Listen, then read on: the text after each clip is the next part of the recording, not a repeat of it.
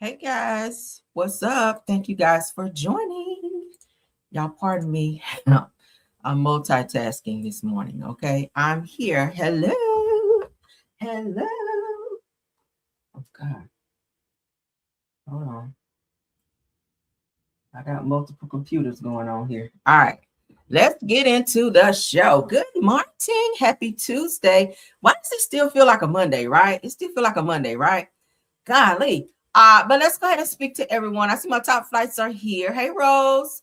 Hey. Hey, Tiffany. Thanks for being here. D Nice is in the building. Thanks for being here, D Nice. Truth is in the building. My other top flight is here.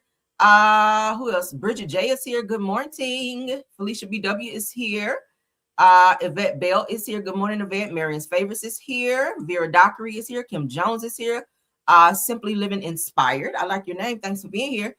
Dinah Black is here. Nina Renee is here. Eve Parker is here. Good morning. Stacy Lane is here.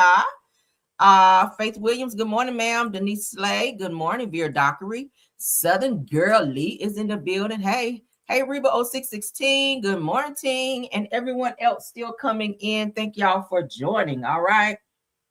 I'm looking at dual screens here, guys. So if y'all see me looking away from the screen, I got dual screens on, okay?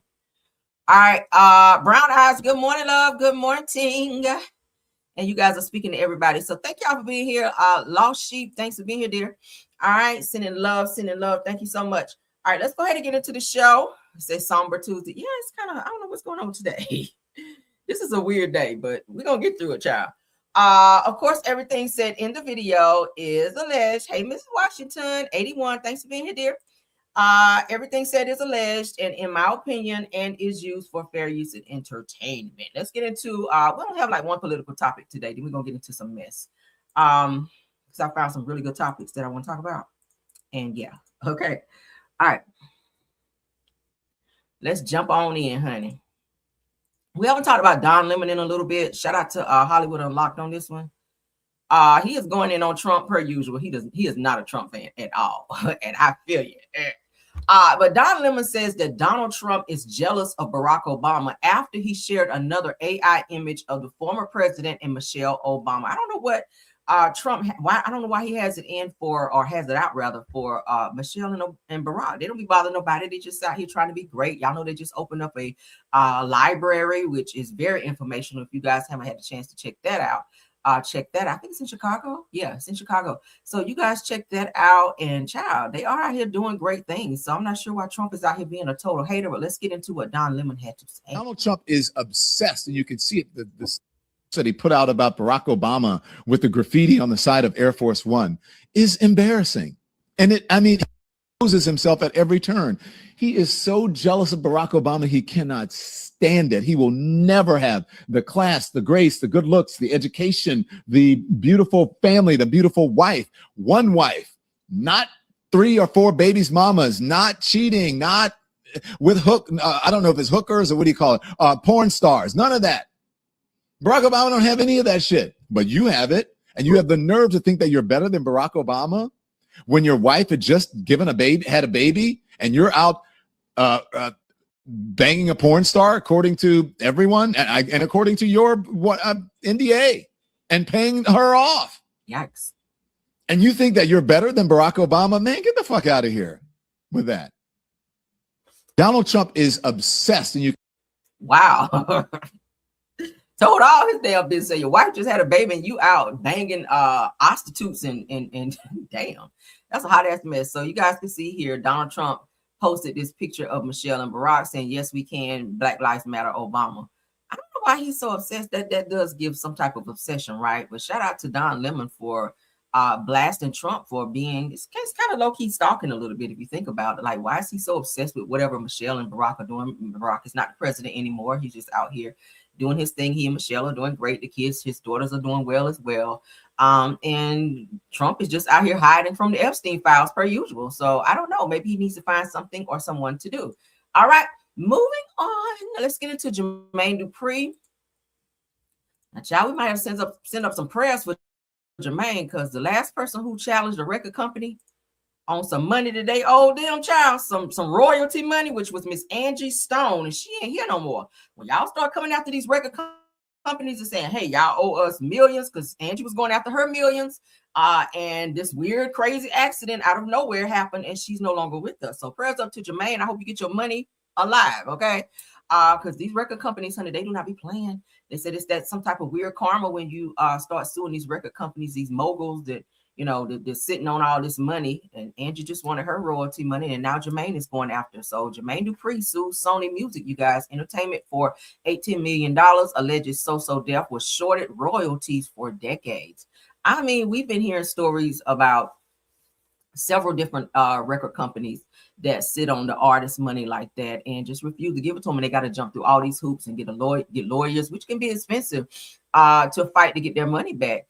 So music mogul and producer Jermaine Dupri is taking Sony Music Entertainment to court, claiming the company owes millions in unpaid royalties tied to some of So Def's biggest releases. Now, according to hip hop, all hip hop rather, Jermaine Dupri, along with So Def Recordings and So Def Productions, filed a lawsuit in Manhattan federal court on Monday, which was yesterday, alleging Sony underpaid the label by more than $18 million over the course of their decade-long business relationship. Could be more than that, right? Could be more than that. The complaint alleges that Sony underreported royalties, failed to report certain royalty payments altogether, and even altered older royalty statements after questions were raised about missing funds. The lawsuit involved recordings from a number of So Def artists, including Escape, The Brat, Criss Cross, Jagged Edge, Bow Wow, Bone Crusher, Jaquan, and as well as projects involving Usher and Mariah Carey. Those are like top names for So Def. My goodness. So as it turns out, they said that many of SEM's, which is Sony Music Entertainment's dealings with So Def, have not been lawful and have harmed So Def in its businesses. So from the gist of it, it looks like he's going after them for his money, which he should. But I hope he's safe while he's doing it, because a lot of times when they go after these record companies, sometimes the retaliation could end in death. I'm saying, look at Angie Stone. If you guys go and look at the history, she did several videos leading up to her death where she talked about how she was effed up out of her money from her record company that, owed her millions of dollars. She was struggling and she felt like, hey, I've been doing this shit for years. I've been an artist on this label for years, and I should not be still having to tour when these people are sitting on millions of dollars of my money. So Angie Stone was forced to stay on the road in order to pay her bills and survive, when the record company literally owed her millions, and she put them on blast. And literally like a couple weeks or so after she did said video, we found out she was in a horrible accident where her Sprinter van was hit by an 18-wheeler, and she ultimately passed away from that. So, I mean, was that a freak accident? Was that something planned? We don't know, but I just feel like the timing of it all was just very weird, that she started asking for her money and lawyering up, and then boom, here we come with the news of Angie Stone not being here. So rest in peace to her, and prayers up for Jermaine, honey, because we don't want no more shit. All right.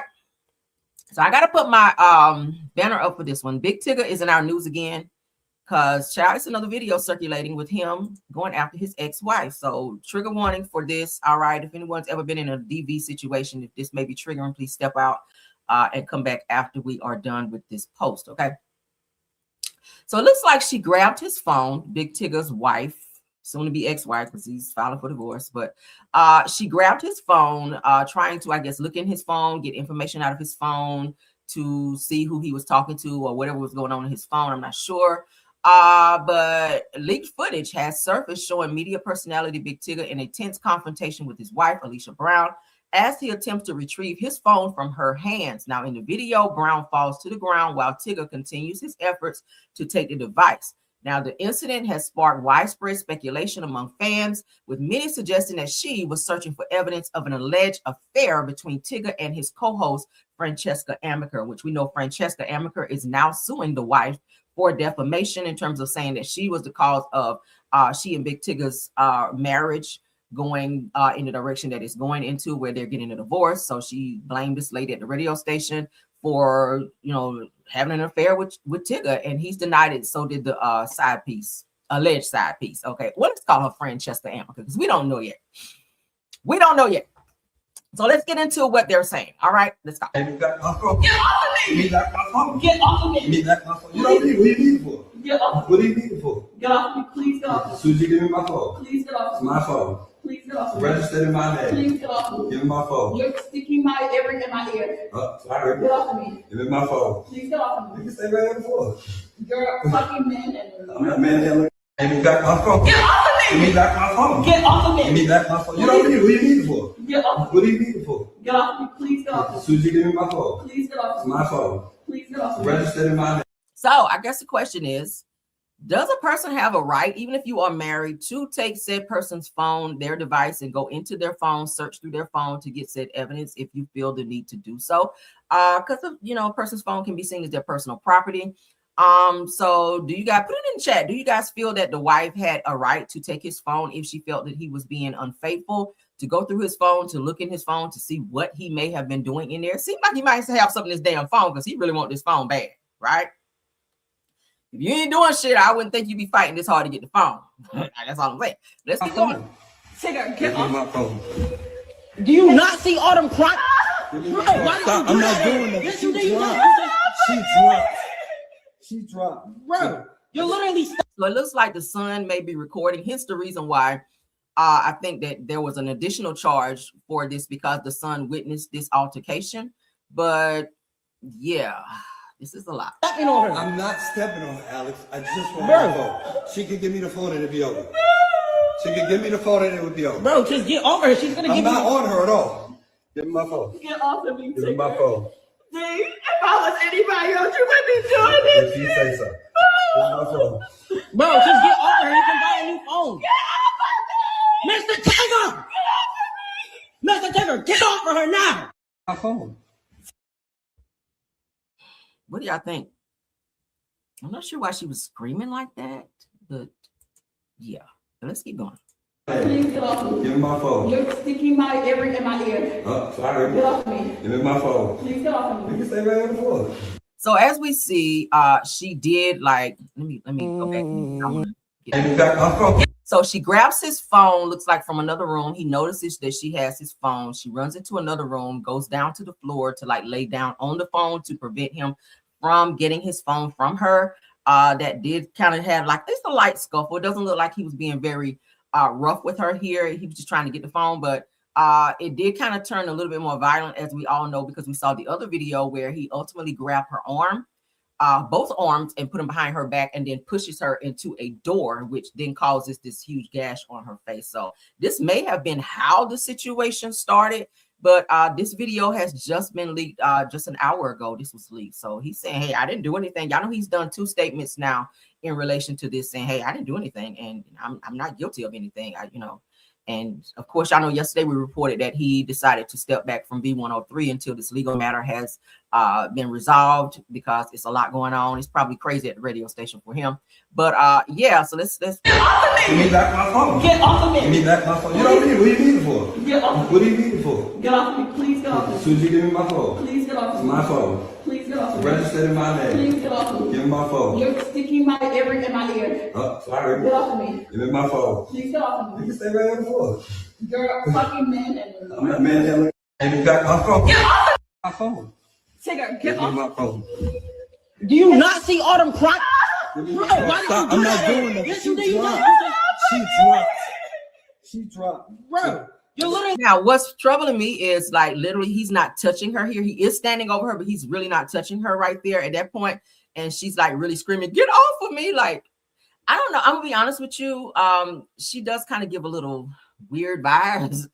I get it that she wants to go through his phone and see if he's cheating. My thing is, it's so much easier if you feel like this person is being unfaithful, just leave. Why put yourself in a situation now you got a gash on your face from this person pushing you to a door? You guys are fighting. Obviously, the relationship is over, right? Obviously, the relationship is over. When it gets to this point, just leave. Like, why are you grabbing his phone, trying to go in his phone? Then the police come in and you get arrested for having his property. Like, it's so stupid. Damn. Really stepping on her. I'm not stepping on her, Alex. I just want Bro. my phone. She can give me the phone and it'll be over. She can give me the phone and it would What is she crying for? be over. Bro, just get over her. She's gonna I'm give not you. on her at all. Give me my phone. Get off of me, Give me my Tigger. phone. See, if I was anybody else, you wouldn't be doing this. If you say so. Give me my phone. Bro, just get over her. You can buy a new phone. Mr. Tigger! Mr. Tigger, get off of her now! my phone. Y'all let me know what y'all think. Okay, I'm not gonna play it no more because child, that's a lot. That's a lot. That's a lot. That's a lot. So that's the second piece of evidence that I'm sure will be given in this case, this video that was just released. I'm not sure who this person was. He's calling him Mr. Tigger. So maybe it might be her son, because I hear that she did have a child. But maybe that's her son that's calling him Mr. Tigger. Get off of her or whatever. I don't know. But yeah, so that's the video that was just released. Y'all sound off on that. Let me look at some comments before we move on. Let's look at some comments, see what you guys have to say about that. Because child, oh Lord. Said if you got to grab phones, question the relationship time to let it go. Yes, D nice. Okay, it's not worth it. Absolutely. Yvette Bell says that that is getting on my nerves. Give him the phone. Right. Okay. Damn. She may have hidden cameras. Okay. Cindy Change says that the biggest question is where is her daughter? She's cuckoo. Ooh. Oh wow. Okay. Kim Jones says that this is terrible. Just give him the phone back. Right. Give him the phone back and let him go. Child, go file for the divorce and keep it moving. Faith Williams said that who's the person recording? I'm guessing it may be her child, or I don't know, because they're calling him Mr. Tigger, so I'm not sure. Daisy Lewis says that I'm glad the son video Tigger says that I know what it's like being in an abusive relationship. That's why I'm single. Prayers up to you, ma'am, if you've dealt with that. Yeah, that's child. Whew. Cindy changed said that everybody have their right to privacy, married or not. I agree. But if you got to go through phones and babysit a man, child, it's not worth it. Like, move on. There's somebody out there that will treat you right. You ain't got to be going through their phones. If they got to go in the bathroom and talk and text, if they got to go stand outside and all this other stuff to be talking to people, and as soon as you walk in the room, they got to hang up. Weird, right? If they got to put their phone on silent, you don't ever hear their phone ringing, or if, if they got to go get in their car or pick arguments, sometimes when men be fighting, they'll pick a stupid ass argument so they can jump in the car and leave so they can really talk to who they want to talk to. Just stupid stuff. Just know the red flags. Know the red flags. If you're dealing with that, get the fuck out, because this child, this is 2026, baby. Women are out here doing it. We do not have to put up with shit like that. Okay. I'm not babysitting no man. I'm not going through no phones. I'm not doing any of that. I'm not following you. I'm not putting no tracking device on your car. If I feel like some shit ain't right, I'm going to use my instincts and get the fuck on. That's just what it is. Lost Sheep says it. If it gets this far, it's gone. Yeah. Nina Renee says that she's crazy, Karmelo. I'm telling you, it kind of gives that. I'm kind of seeing it. When I played the video back, I was like, why is she screaming? Why is she crying? Because he literally was standing up, hands not even on her. Stop, don't touch me. I was like, what's she touching? Maybe it's his ghost touching. I don't know. So Cassandra said that just as cell phone carrier for phone records. Boom, right? You ain't got to touch the phone. But I don't know if they would give her that information if she's not on said phone plan. If they don't share a plan, then maybe she can't get that info, because then that would be his personal information, right? Even though they're married. I know most cell phone places will be that way. Like, yeah, if you're not on the cell phone plan, we can't give you any information. Unless that person gives information for you to get information from said account. Cindy says that I give him his phone. She is crazy ass drunk. Cindy, you're not a fan of her, okay? E Park said, wow. Southern Girl Lee says that I give him the dang phone back. This is crazy. All right, one more. Yvette Bell says that because it's called You Know How Deep Inside. What's going on? Oh, yeah, okay. I was like, oh, girl, what are you talking about? Deep inside. I was like, oh, hold up now. This is sex education. Cassandra D says that there's a proper way you fool with this man's money. It affects you as well. Yeah. His career is probably going to be ruined behind this shit. I'm like, oh, my God. Just let it go, honey. Let it go. If he is in love with somebody else, doing all of this is not going to make him stay, right? If his mind is made up, if he's having feelings elsewhere, doing all of this is only going to drive him further out the door. Like, shit, he already out the door, it sounds like. But let's continue on. Honey. All right, so let's get into this Nolan. All right, because I ran across this. Shout out to the Ratchet TV. He is a content creator as well. Shout out to him. He has some really good stuff too. However, I ain't even gonna say that. I'm gonna leave it at that. I almost said something. Now, let's give him his props, because we're actually looking. But he did find out that everyone involved in this situation, all of the friends connected to this Nolan Wells. Y'all know Nolan Wells is the black guy, young black boy who's 18 years old, who was found unalive. His parents were looking for him for over 48 hours. They were putting up posts. They turned to social media for help in terms of finding him. Yesterday it was declared that they did find his body, so he is unalived. So what was found was that the Nolan Wells rabbit hole, it says, gets deep, and said that his friends and everyone that was on this trip, including the friends' parents, have now deactivated all of their social media accounts. Is that not weird?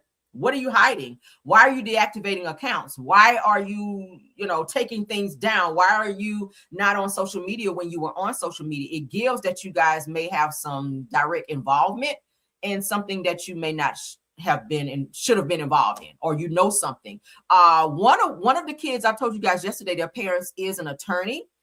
They have since lawyered up. Most of all of the kids in this situation have now lawyered up. Why? This is your friend.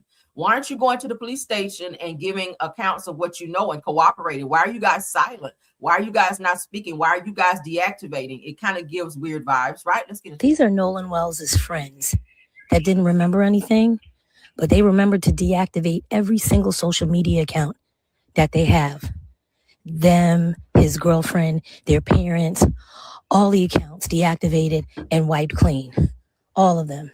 Jax, Eric, Wyatt, Warren, Morgan, jail. Jail for everyone.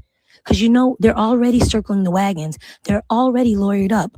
But wait, their parents are doctors, lawyers, and judges. This is the father of one of his friends. And this is the stepmama, Ashley Cole, court judge for Jackson, George, and Greene counties in the beautiful state of Mississippi, has already deactivated her account. Deactivated all the accounts, and they have all unfollowed Nolan. And this is Katie, who's either a friend, close friend, or girlfriend, who is supposedly, allegedly cooperating with authorities because all the other friends are lawyered up and circling the wagons and not helpful and not talking. The doctors and the lawyers and the judges' parents of these 5 have said that they would like privacy, please, at this time. But you know what? Name them publicly. How the fuck are you asking for some privacy? If your kids were with this person and this person is unalive, if this was his friend or these were his friends, why are you not encouraging your kids to cooperate with authorities so that they can find out what happened to their friend? Now, I showed you guys the video yesterday where they were cussing Nolan out. You're not getting on this fucking boat. You're not going with us. You're not. It was real, loud, and to the point where people that were out there were zoomed in on their situation and why they were screaming and hollering at this one person. Now, all of his friends were Caucasian. Nolan was the only African American in that group, but it was said that they invited him to this boating situation on July 4th. He, said he would go. There was a girl he was interested in who also, they said, came there as well. They're trying to say that he left with her. She's saying, yeah, he didn't leave with me. I don't know where the hell he was. So it, by process of elimination, it just gives that something happened by way of his friends. And now with them deactivating accounts and hiding and saying, please start naming them publicly, no privacy, no peace, or please give us some privacy and not cooperating and lawyering up. It kind of gives that y'all may know something and you're trying to get ahead of what's to come. That's what it's giving. No privacy and no peace for Eli, also known as Jax, Eric, Wyatt, Warren, and Morgan. What happened to Nolan? What did you do to Nolan? His phone came back safe, but he didn't? Why were y'all arguing just minutes before he was reported missing? And y'all were continuing to party late into the evening. Other boats that were docked and parked next to yours saw y'all. But Nolan was missing. We're going to find out. Mm-hmm. The truth shall come to light. These are Nolan Wells. What do y'all think about that? That just it definitely gives weird, guilty vibes for me, for everybody to do that. Because if something happened to my friend, if we went somewhere, something happened to my friend, I'm cooperating fully with authorities and tell them everything that I know. Okay. And what I think I might not know, I'm going to talk about that shit too. I'm going to talk about everything with the police until they figure out what happened to my friend. Because ultimately, that's going to be the ultimate goal, to find out why this person is no longer here and who is responsible for that. So I'm not going to go and deactivate all my accounts and, hey, please give me some privacy. My friend was just unalive.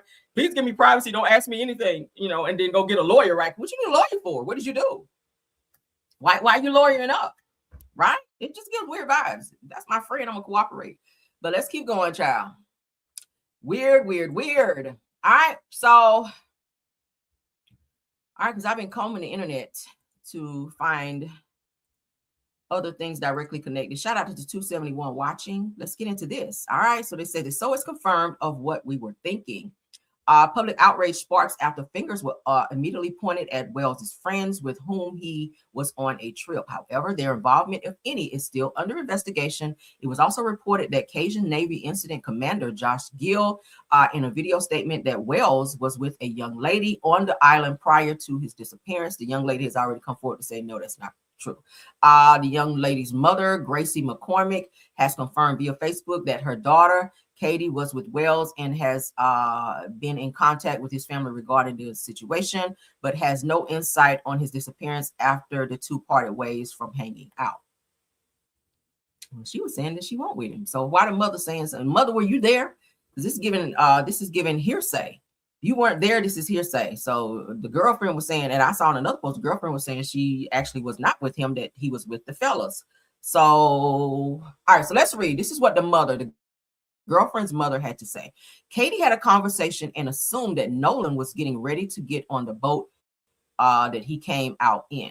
Katie made it home because she was on another boat and with different people. Katie was safe because my brother and sister-in-law went and got her. Said that Katie, Katie assumed the friends telling him to get on the boat wouldn't have left him. So why would they leave him? Well, they did say in the video, you're not getting on this effing boat. So they left him. Said, me and my family have talked, called, and are sending up prayers to bring Nolan home. Said that we have given all the answers that we can give to his mom and authorities. So it sounds like that the girlfriend of Nolan, their parents are cooperating fully, which we now know that Nolan has been found. His body has been found. But Nolan Wells' girlfriend, they said it was a white girl in the state of Mississippi, child, which he can date whoever he wants. It's not a race thing, but it just gives weird vibes that he was amongst all these people who were not like him. And there was an altercation that happened prior to his disappearance. And it's weird to me that all of the boys that were there in this alleged incident and altercation were saying they don't remember any events that happened on that day. Were you guys high? Were y'all like, did y'all have I don't know, something? Why would you not remember? Why would you not remember an argument? Like, now that videos are resurfacing, now that they've gone and snatched down all of their social media, like, people, this is the power of social media. Let me say this. There really is nowhere that you can go and there's not some type of camera or someone recording something. Like, we're living in a day and age now where everything is being recorded. Like, there are hidden cameras. Like, you can't go anywhere without somebody picking up something. And just when you think nobody saw something or knew something, that's when they do, right? So in this situation, I don't think the boys that were with Nolan had any idea that a video of them, a video resurfacing of them cussing him out and telling him, no, you're not coming on our effing boat, and no, you can't this, and like being very aggressive towards him. It kind of makes you guys look guilty in a sense because y'all invited him there. So what changed from you saying, hey, Nolan, we're going to the lake today and we're going to be on a boat. Do you want to go with us? We would be happy if you came with us. Da, da, da, da. So you gave him this proper invite. He came along only to get there, and then you guys treat him like shit, and then he ain't here no more. So somebody's got to answer for that. And then the fact that you guys are acting real suspicious is not even making me feel better about the shit either way, right? But let's keep going. Y'all keep sounding off. Keep sounding off. All right, let's get into some Karmelo news because I pulled some stuff too. From shout out to Nicole Everything, because Nicole Everything be on her shit when it comes to this Karmelo stuff. I don't even know where the fuck she be finding these videos from, but I do follow her and I do watch her and I do want to share, and she does not mind. So this is definitely gonna bring some traffic to her platform, and we're going to check out a couple of posts. So we did hear one of the videos I'm gonna share with you guys here in a second is Austin Metcalf's dad saying that both Austin and Karmelo were wrong. So now you're admitting that when you try to put all the blame on Karmelo because your son is no longer here, when your son actually put hands on Karmelo. Thank you for saying that, since it's about to be an appeal, because now they could probably use that video in his appeal to say, hey, Karmelo, this was definitely self-defense. If you're saying both of them were wrong, yeah, maybe Karmelo was wrong for, you know, doing what he did, unaliving your son. But under the circumstances, if your son touched him first and he felt that his life was being threatened by four crazy individuals who were much bigger than him, who were assaulting him, who were coming for him, obviously he wasn't there to fight anybody. Yeah, that's self-defense, and he was not charged with that. He was charged with first-degree unaliving, and you've done several videos, Mr. Metcalf, degrading this boy and making it seem like he's this wild thug ass ninja. out here running around just stabbing people, and that's just not who he is. So we're going to go ahead and paint the right picture for Mr. Karmelo Anthony today. His former employer, where he worked at the Foot Locker, also gave a statement. We're going to listen to that as well. But let's go ahead and get into this. Now, Karmelo Anthony's hiring manager at Foot Locker speaks on behalf of Karmelo's character. And I told you guys, Karmelo kept a 3.7 grade point average, straight A's and B's. He also, they say he was very shy. He was also very active in his church and also in his community. He was very, very good in sports. He was not a problematic child, never ever had a police report or any type of charges ever on him before this alleged incident. The Metcalfs, we can't say so much, right? But let's continue. He was a very good employee. He was actually very shy, which is why I used to tease him all the time about him playing football. I'm like, dude, you're scared of your shadow. Are you trying to tell me you play football? And he'd always be like, I promise I'm good. I'm good. Like he was a good young man. Like, I don't know this other personality that people speak of. That's why I've never really gone on any platform to say anything. But, you know, the more hatred and the more vitriol that I see going forward, then people have to speak up for him. And I am a grown woman. I am 57 years old. This was a young man that worked for me. Anybody that worked for me always knew how tough I was. I was not easy on my employees. Karmelo was one of the sweetest kids that ever worked for me. And he will tell you to this day, I used to get on to him all the time, being on time. You know, Miss Kim, I'm running late from practice. And then we got this camaraderie. He worked hard. He was so excited about prom. He was so excited about college. And the things that people say about him just upset me. And I'm sorry for sounding emotional, but the kid is a good kid, and just keep praying that the truth will be revealed. Like I said, there's a lot of alleged things that were said. One of his coworkers was at the track meet that day, but again, the things that she told me was alleged. So that's neither here or there, but I have no doubt in my mind it was self-defense. And I don't care what anybody says. I was around Karmelo for over a year and a half, and I saw him grow as a 16-year-old to a 17-year-old. So I know that he would never do something unless he was absolutely scared. Honestly, it's just the whole situation has made me. I really wish, and I'm happy that she's speaking, and I'm glad that she's putting this out there, but I really wish that this would have been allowed in his trial, right? Because there were no witnesses on his behalf that could speak up positively for him. Even his friend, his so-called friends that he thought were his friends, spoke against him, right? This right here would have been very, very, very good information in his trial to say, hey, the person that y'all are painting him out to be, this is not that person. Like, he worked with me. Like, this lady says she really believes that this was self-defense. Let's keep going. Sick to my stomach because I know this kid. I know this kid that I hired. He was a very good employee. He was actually very shy. I love this, man. This can also be used in his appeal in terms of his character, to talk about his character, because all of that's important because of the way he's been painted in the public now. They really try to ruin this boy's image in terms of this whole situation just because they were able to get a guilty verdict for first degree unaliving. That does not mean that that's who this person is. There's plenty of people sitting in prison for shit they did not do and that was wrongfully convicted, and their reputations are trash now because of that. And it's going to take time to it's a process for the appeals and all that. We know that something is coming up in August. Meanwhile, this boy is sitting somewhere he should not be.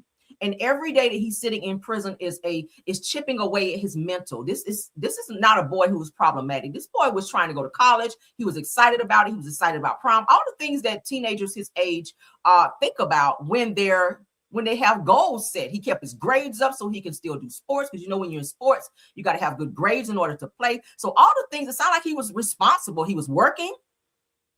He wasn't out here on the corner pushing drugs and just, like, your average badass teenager. He was out here really trying to do something with his life. And he was found in an unfortunate situation where he had to defend himself, and unfortunately someone passed away. But we're hearing right here from his former employer that she feels that from all the things that she heard surrounding this situation, that it's definitely self-defense. And it saddens me that they didn't even look into allowing self-defense to be used in this case, and went straight for a first degree, which we all know was going to carry a heavier sentence. But now that Austin Metcalf's father is coming forward to say, oh yeah, they were both guilty. Let's start with your son, because had your son not approached him and or touched him, we wouldn't be here today. This altercation never would have popped off. When you don't teach your kids to keep their hands to themselves, shit like this happens. Nobody should have lost their life that day. 2 people literally lost their lives. Austin lost his life like for life. Karmelo lost his life for 35 years until this appeal goes through and they can get him the fuck out of there. Right? He probably will never be the same because he's been incarcerated for some shit he didn't do. He probably cries every day sitting in that fucking jail cell because all he wanted to do was go play sports. He was going to run that day, even with an injury. And these bastards, and I got to call them that, these kids who don't have no fucking home training, that was feeling themselves because they felt like who they're connected to, felt the need to approach this boy and tell him where the fuck he can sit. Who are you? This case is making me mad all over again. I'm sorry. I didn't want to go there. But every time I talk about this Karmelo case, it makes me so mad. But let's move on because we do have other clips. I ain't ready to start hollering yet. Oh, my God. All right, so let's get into Austin Metcalf's daddy, honey. Maybe he seems to think that both of them are wrong. Okay? But you got to put the blame on your son first. Because had that little motherfucker, well, big mother, now put his hands on him, we wouldn't be here. All right? Teach your kids to keep their hands to themselves. But once again, if they're out here on mollies and shit, then hey.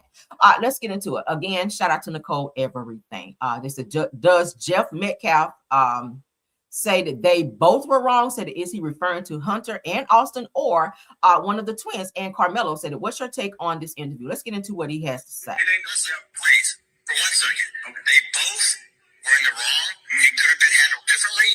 It wasn't handled properly. So my son, I'm not saying he was a saint. No, but he was a good person too. He was a good person. Man, can I ask you something, please? Yes, sir. Go ahead. Would you please? Because I want to make sure. I appreciate you sharing it with me. Sure, Cat. Let's be honest. Did he have to make the boy say anything to the boy? I just wish he never said nothing. I'm just being honest. Hindsight's 2020. We all wish it was handled differently. Yes, I agree. Trust me, my son would still be alive. Thank you for being honest. Yeah, because it didn't make sense to me. Even if he didn't, once he said, touch me, I would have left it on right there. When you went before, I'm going to touch you and show you, I hope that's not what happened. But if he did say, that's exactly what he said. Touch me and see what happens. Okay, and when he touched me, right, he said this. I'm sorry, that's hearsay. Were you there, Jeff Metcalf?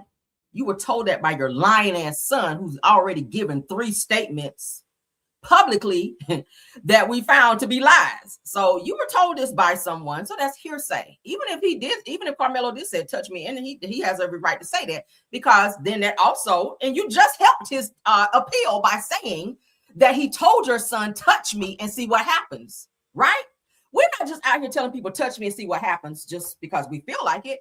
That's because your son approached this other person in an aggressive manner, and he was picking at him. He was bullying him. He was taunting him. And apparently he had already got all up in his face. So Karmelo felt that he needed to protect himself. So usually, most people don't give you no warning before they pop off on your ass, right? I ain't gonna warn you. I'll tell you right now. You remember my face? I'm not warning you. He was nice enough to warn your son to say, touch me and see what happens. Most hood people don't warn you. They can pop off on your ass, whatever happened just happened. Your son touched him after he asked him not to. And that's why he ain't here no more. Is it sad that he's not here? Absolutely. No one deserves to lose their life under any circumstance like that. But we got to look at it all the way across the board. When a person asks you not to touch them, You have violated their personal space by touching them. He didn't want to be dealt with. He didn't want to speak to him. Obviously, he wanted no interaction with Austin Metcalf on that day. Your son got out of his seat and went 5 bleachers down, okay? And got in his face and gathered his 4 homies to circle Karmelo and taunt him and tell him where the fuck he could sit, as if they were in charge of Karmelo. Where'd they get this entitled attitude from? I'm gonna say Dad, because Dad, every interview we've seen you in, you act just like your fucking son's a fucking bully. They learned bullying from their father. That's why they broke your arm, right? Because you try to reprimand them. And that's what happens when you wait to try to reprimand your kids when they get too far out there, right? Your son's what, 17, 18 years old? You can't wait to try to discipline your kids 17, 18 years old. Yeah, they're going to break your fucking arm or maybe your neck because they don't want to hear that shit. You got to start them when they're down here. Your sons obviously didn't have any type of parental guidance. They were just wild out here doing what the fuck they wanted to do, so they could tell somebody what to do when they needed to be told what to do when they were here. So now you lost a son because you didn't step it up in your parenting. Am I right? Let's keep going. Right afterwards. I believe that I wish your son, when he made that statement, I would have left it alone. Now that's what I'm saying. But then he moved his backpack. I said, I'll tell you more. Okay. He moved his backpack. He said, punch me and see what happens. So, to me, sir, I'm sorry. It's going to come out in court. That's provocation. That's inciting. I'm sorry.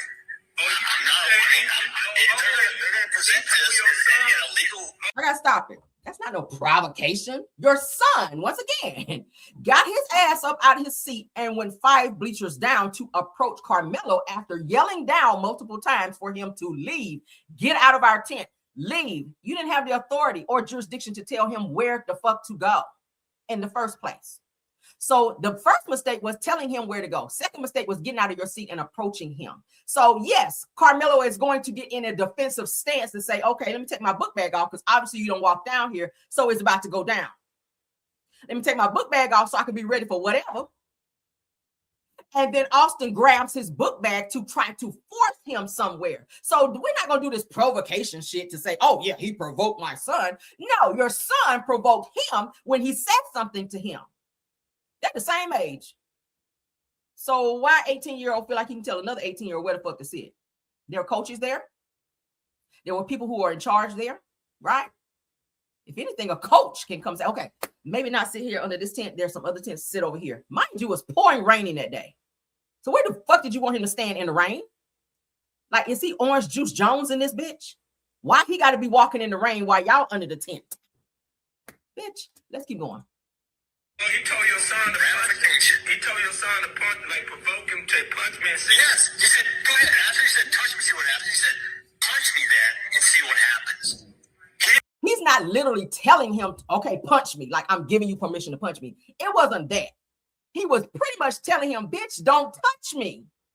We all know hood lingo when we hear it. If a person get in your face, Black people, we already know. All right, put your hands on me and see what happens. That's not me saying to you, all right, come on, I invite you to touch me. We're not saying that. What he was saying was, no, don't touch me. I do not wish to be touched or approached by you, period. He's warning him. So he's not provoking him. He's letting him know, don't have no interaction. Don't touch me. So, child, how old are you, Jeff Metcalf? You don't know what that means when a person say, touch me and find out? Punching.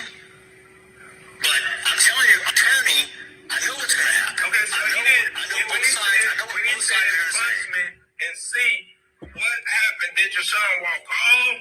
What happened? Now, let me ask you, this is also, when he was asked to move, since he was in the wrong place, why didn't he get up and leave? I agree. I would have just got up and left. But I'm saying when he didn't, before I'm asking you, when he didn't leave, like when he said punch me and see, what did your son do then? Did your son try to walk off and he came out of him and stuff? I don't know what happened. Do you want to know exactly what was said? I'll tell you. This is what he said. Told both my sons, y'all are bitches. I will handle up on both you bitches right now. Okay. I don't believe that. Like, who told you? Once again, you weren't there. So I feel like that's something Hunter told you. whenever he got home or whenever you actually saw him after this incident, because one, he was upset that his brother was unalived, his twin brother. You know, there's a special bond between twins. All right. He ain't got nobody to help him bully and back him up now when he out here fighting and carrying on and acting like a wild ass bully. Right? They ran in twos. The two of them were known as bullies. We've already proven that. So how do you know that Karmelo said to both of your sons, who were way bigger than him, who he did not come there to fight that day, "Oh, I got something for both of y'all, bitch"? Like, how do you know he said that when you weren't there? Again, you're in interviews repeating hearsay from your lying ass son. That's what you're doing. So that verbatim from my other son who was sitting right there heard it. So the other one got up and went and grabbed him. That's when Austin stood up and turned around and said, "You need to move." And the guy said, "Touch me and see what happens." So then he's like, "No, you need to move." And then he said, "Punch me and see what happens." At this point, I don't know exactly what happened. Either Austin grabbed his backpack or he grabbed his arm. One, it ain't no self, please. I'm glad this person put this in the comments, because we've seen this video and I've replayed it and replayed it and replayed it with the altercation between the Metcalf twins and the rest of the boys there against Karmelo. Karmelo was standing there. First, he was sitting from what was said when Karmelo was sitting the entire time that Austin Metcalf got in his face. But when Austin touched him, that's when he stood up to protect himself. That is crazy. I'm gonna be honest with you. I'm not going to sit down while people are circling me. You can punch me or something like that after that. But if you're standing over me, I'm going to stand up and get myself ready for whatever's getting ready to happen, right? So the fact that he was still sitting until these guys like circled him, and the first touch we did see in the video was from Austin. We've seen it. I've played it back so many times, so many angles. It was Austin that initiated contact with Karmelo. So ultimately, he was right to defend himself. Let's keep going. For 1 second, they both were in the wrong. It could have been handled differently. It wasn't handled properly. So my son. I'm not going to say they're both within the wrong. Your son was in the wrong, because had he kept his ass in his seat and I said shit to Karmelo and minded his damn business, see, your son was being a male Karen, so to speak, right? Austin was being a fucking male Karen on that day. Had he minded his fucking business, his ass would probably still be here today. For real. That's just how I feel. And I ain't trying to be insensitive, but people, mind your fucking business. Mind your business. Mind your fucking business. Stop being Karens out here. He was being a fucking Karen and it cost him his life. All right. So we ain't about to do, "Oh yeah, they were both wrong." No, the fuck they weren't. Mind your business and don't touch people. Okay. Period. So let's get into this. All right. So Colton, who was said to be a friend of Karmelo, this is his testimony. This is what he says about Karmelo. Now, we just heard Karmelo's prior employer speak on Karmelo and his and who he is and how she perceived him and his just who he is. All right, so let's get into it. So Colton Burvage, I guess this is his last name. Let's get into what he had to say. Colton claims that he's known Karmelo since freshman year. Let's get into the lies, because y'all gonna be like, "Oh my God." I said, but Karmelo attended Liberty High School in Baton Rouge, Louisiana during his freshman year. By the time Karmelo arrived at Centennial, Colton had already graduated. So why would Colton make this up? So how did you go to school with somebody when you already graduated? Why are you giving statements about someone when you weren't even in school with them, right? Like, the timing is off. You are giving a statement about a person that you don't even fucking know. You did not even go to school with this person because they were literally in another state. So how, pray tell, are you giving a statement on someone that you don't know, that you are being fake friends with? Let's get into it, right? Again, shout out to Nicole. So Colton goes on to say, as someone who went to school at Centennial with Karmelo, he was a complete scumbag. Now, we just heard what his previous employer said. He was shy. He didn't bother nobody. He was focused on school, straight A student, Let's get into it. He would back talk our football coaches. He would bully and make fun of kids who actually had respect for our football coach. He has an authority problem. Now, this sounds like you are describing the Metcalf twins, because this is exactly what we heard about them. They were problematic. They have poor sportsmanship. Even when they lost games, they would snap off, pop off. Hell, they were even trying to beat girls up. There were cheerleaders on the team because they had something to say about them losing a game. So we remember Hunter Metcalf in a post where an email went out from one of the mothers of the cheerleaders that says that Hunter was heard telling a female who was very afraid for her life that he had bisexual hands, meaning that he would put hands on girls as well. He didn't give a fuck, right? He said these hands are rated E for everyone, bitch. I will put them on anybody. So it don't matter if you girl, boy, dog, cat, midget, or a tall person. I don't give a hot damn, right? So let's keep going. Oh, let's say little person, because midget is, yeah. Let's say little person. We take midget back. All right, so he goes on to say that ever since he was a freshman, he was always getting into trouble. Where? Right? Where was he getting in trouble? He said that I have no doubt that he brought that knife to attract me with pure evil intention. Says that he got in fights at school and was always having to talk to his assistant principal. Said that this kid was not just a sunflower. Said that I know it's very divided, but those of us who knew him in football hated him. Said that Austin, on the other hand, was hold on, let's keep going. It cuts it off. So now he's trying to big Austin up as being this great guy who was, unproblematic. That's what he's saying now here. So now he's and mind you, Colton was one of the guys when I showed you guys the pictures of all of the boys that surrounded and were attacking Karmelo that day at Austin and Hunter Metcalf's house for like some barbecue that their father threw for them. So they all connected. I feel like they all got their stories together and say, hey, this is what we're going to say. We're going to all give negative impact statements on Karmelo to make him look and appear to be how we are, right? But Karmelo's never been in trouble. Let's go ahead and prove it. These motherfuckers lied. So y'all lied under oath. That's a crime. Know that. That's a crime. You gave statements under oath and lied on somebody. And when this appeal come back around, each and every one of them who did statements and lied under oath, y'all asses need to be fucking charged in contempt. And everybody that put their hands on him should be charged with assault. Right? Harassing and bullying, all of the things. Let's get into it. Karmelo Anthony officially started school in Texas at the beginning of the 2022-2023 academic year. Now that sounds a little different than what Mr. Colton had to say. All right, let's go back. We just proving something. Okay. All right, let's keep going. So enrollment said that after his family relocated from Louisiana in 2021, he officially enrolled as a sophomore at Frisco Centennial High School for the fall term of 2022, right? Duration said that he remained active as a student athlete at the school for 3 years, his sophomore, junior, and senior years until his removal in April of 2025, right? I think that's when the incident occurred. Let's keep going. Before moving to Texas, Karmelo Anthony was an AB honor roll student during his early education in Baton Rouge, Louisiana. All right.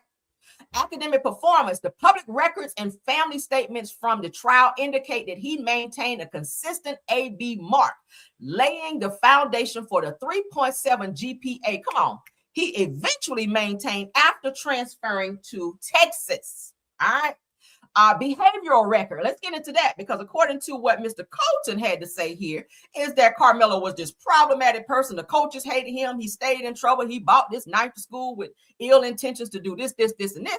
That's not what this says. Behavioral record. He had no prior disciplinary issues or criminal history during this time in the Louisiana school system. Structure and environment. His family and community representatives noted that he was raised in a highly structured, stable, and supportive home environment in Baton Rouge, Louisiana, before the family relocated to North Texas in 2021. Right? These are lies.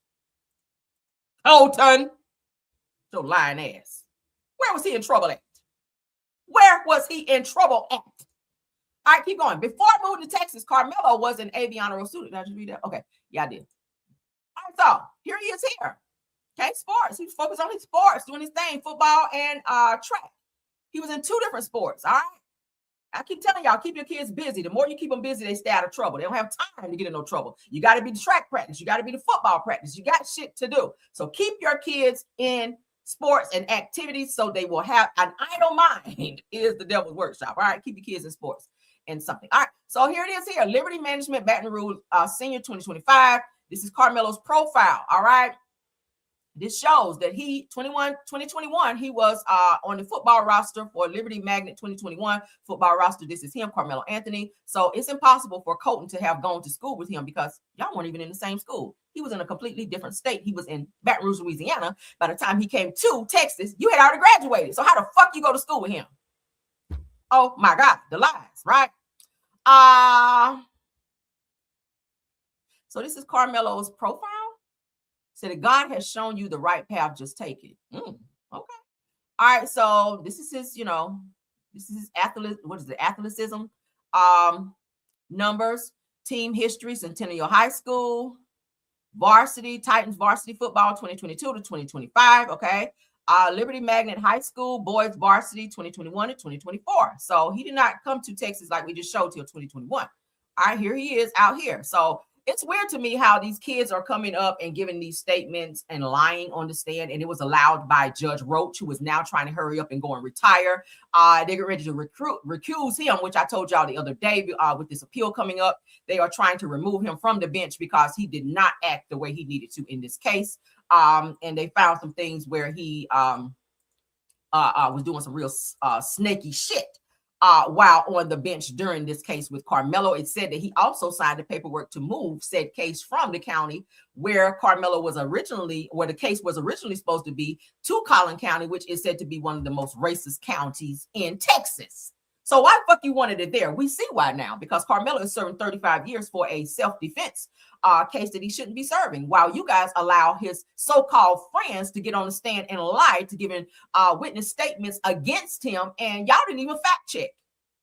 Y'all didn't even fact check to find out this person, Colton, sitting up saying he went to school with him and Karmelo is this worst person, and bitch, you already graduated. Yeah, Judge Roach, y'all just taking statements because somebody said it. That's called hearsay. And he lied, and he should be tried. You lied, and your ass should be tried. All right, let's keep going. Let's keep going. We're gonna get up off this Austin Metcalf shit here in a minute, but let's get into this next one. I want to show all the evidence. I was blown when I saw this shit. I said, "Holy moly, holy moly!" All right, we're gonna expose this shit. Hell yeah. 20,000. I got 20,000 subscribers. We're gonna put this shit out there for 20,000 people to see this bullshit. All right, Karmelo, you coming home soon, baby. Hope, keep your head up. All right, so a concerning exclusive update involving students attending Frisco ISD, Texas, who attended the track meet the day Austin Metcalf was unalive. All right. So it said before the Karmelo Anthony trial even started, there was a quiet legal battle happening behind the scenes over the personal information of the students who were, where's my mouse? Okay. Who were there that day. Karmelo Anthony's defense team subpoenaed Frisco ISD for a full list of student athletes who's attended the April 2nd track meet. Along with their dates of birth, addresses, and parents' contact information. Said that the district notified every affected family, giving them 5 days to file for protective action before the records could be released to the courts. It's standard pretrial procedure, but the parents who suddenly got an email saying their child's private information could be handed over in an unaliving case, it likely didn't feel that way. It said that the details got buried under everything else, and it became later that the trial, the conviction, the sentencing, and then the appeal. But it is a reminder of how far a case like this reaches beyond just the two families and its center. So let's get into this. All right, so let's see. Let's read. On July 9th, 2025, said I reported multiple subpoenas were sent to Frisco ISD. It said that Mike Howard, Karmelo Anthony's attorney, requested all disciplinary counseling and school records from Frisco ISD for Karmelo Anthony, Austin Metcalf, and Austin's brother, Hunter Metcalf. However, Howard also requested a list of all student athletes and their parents' information who attended the track meet, as well as copies of all video footage taken. The requested information included full names, dates of birth, addresses, parents' names, and contact information for those who attended the track meet at, the stadium where this happened on April the 2nd, 2025. They said today, July 24th, 2025, I obtained a copy of an email sent to every parent of each child who attended the track meet, informing them that they have until July 29th of 2025, 5 days to file a motion and or notice of hearing to object to the release of their personal and identifiable information to the Anthony family attorney and the Collin County's court. So it looks like they were trying to stall not giving this information because they sound like they were still trying to get their damn information together, their lies to be exact, okay? Because all of the friends of the Metcalfs got on the stand and testified against Karmelo and lied. But then when the video come out, now everybody want to hide their profiles. And we already talked about the other guy who was supposed to be Karmelo's friend, the black guy, okay? His name George or something like that. He's hidden his profile and he's taking things off social media. Why are people taking things off social media and hiding things if you guys cooperated fully and gave true statements? That's my question, right? But now that there's an appeal, everybody's getting quiet like, oh shit, this, because they thought the shit was over that Karmelo got that first degree unalive in 35 years. They're like, okay, yeah, we did it. Not even thinking that appeal was coming around, right? Y'all celebrated prematurely, so to speak. So let's continue on. All right. So let's get into some info that I also ran into. Oh, we're going to put it all out there today.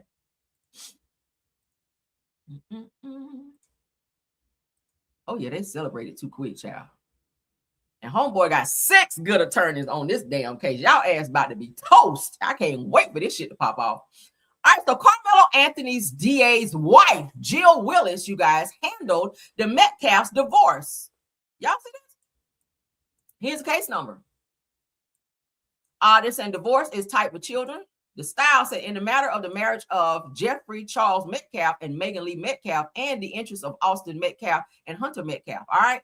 Judicial officer was Jill Renfro Willis in the 429th District Court. Filed on, so they've been divorced since 2014, but then they had this little united front when Austin was unalive, right? So why'd y'all get divorced? I hear, and I'm saying allegedly, that the Metcalf father was had a little Ike Turner spirit upon him, and that wife got the fuck away from him and filed for divorce. And there was said to be some type of infidelities going on. So Jeff Metcalf, you might want to shut the fuck up. All right, yeah. Because this is you, sir. Your wife got the hell away from you. This is why she was doing all the interviews with Hunter, and your ass won't sitting there to console her when you guys lost your son Austin, because she divorced your ass because she didn't want them Ike Turner hands upon her no more. What y'all think about this? So they are divorced. Hunter Metcalf's mom and dad have been divorced, and the person who saw their divorce is Karmelo Anthony's DA's wife. Okay, the person who didn't fight hard for Karmelo. So the DA did not fight hard for Karmelo, but y'all fought hard to get that damn divorce for Jeff Metcalf and his damn wife. What's her name again? Megan Lee Metcalf. While she sat her lying ass up there fake crying. But let's keep going. All right, so I'm gonna spin the block on that because I ain't ready for you yet. All right.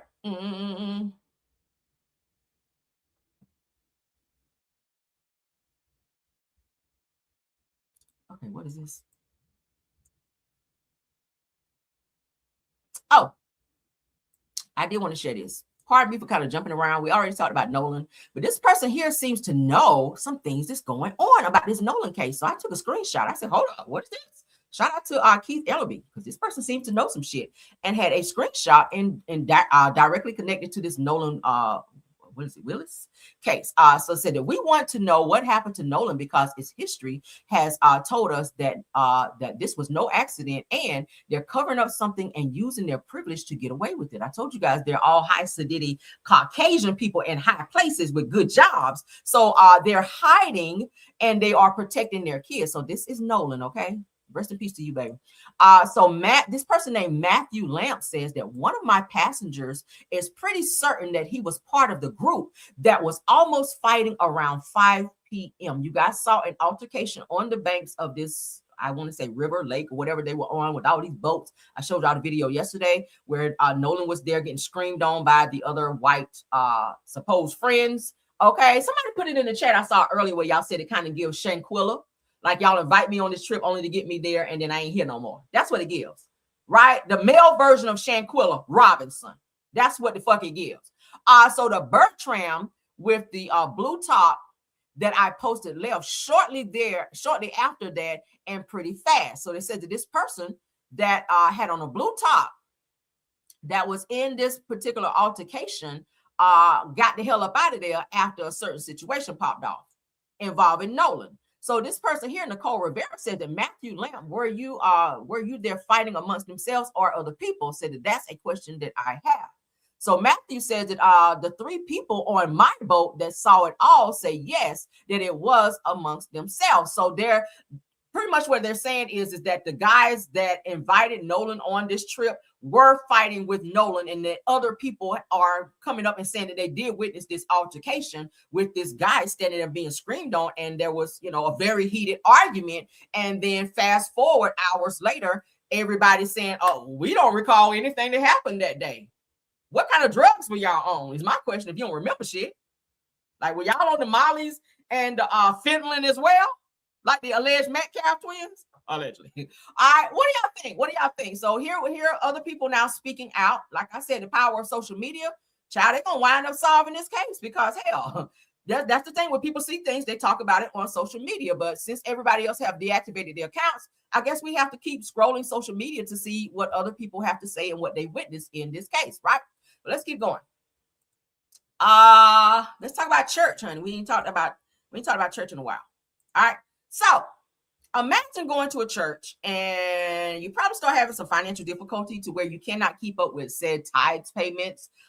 Churches are starting to be real gangster now when it comes to people not paying their tithes. Like you don't know what a person's financial situation is. Like they literally keep the books, child, where the secretary will send you a fucking letter to say, oh, you missed such and such weeks or months for tithes, and we need you to go and catch up them tithes or this, or this. Well, this church here decided that they were going to post names of church members who did not pay tithes on a church's Facebook page. Now, this page has now since been taken down after multiple reports that different people that were on this list were feeling bullied and that their privacy was being violated. Like, who the fuck are you, Bishop Dr. Theodis Stewart, to post people's personal name and information because they didn't pay their damn tithes? A person probably got laid off or lost their job. A person probably had some type of medical issue where they were paying medical bills and they just could not afford right now to pay tithes, but they still want to come and get the good Lord and that good word. Like, you just don't know a person's situation. So to create a Facebook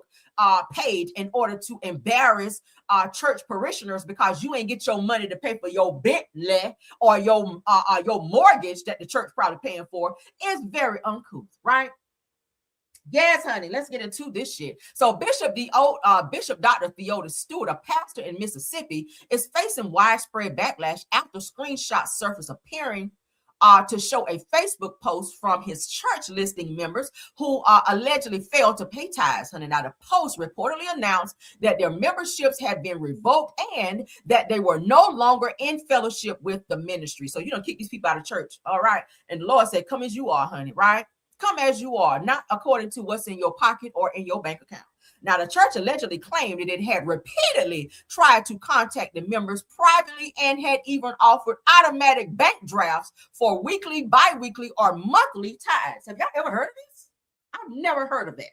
Hence the reason I stay here at Bedside Baptist. They don't harass me. They get the same dollar every Sunday that they got last Sunday, right?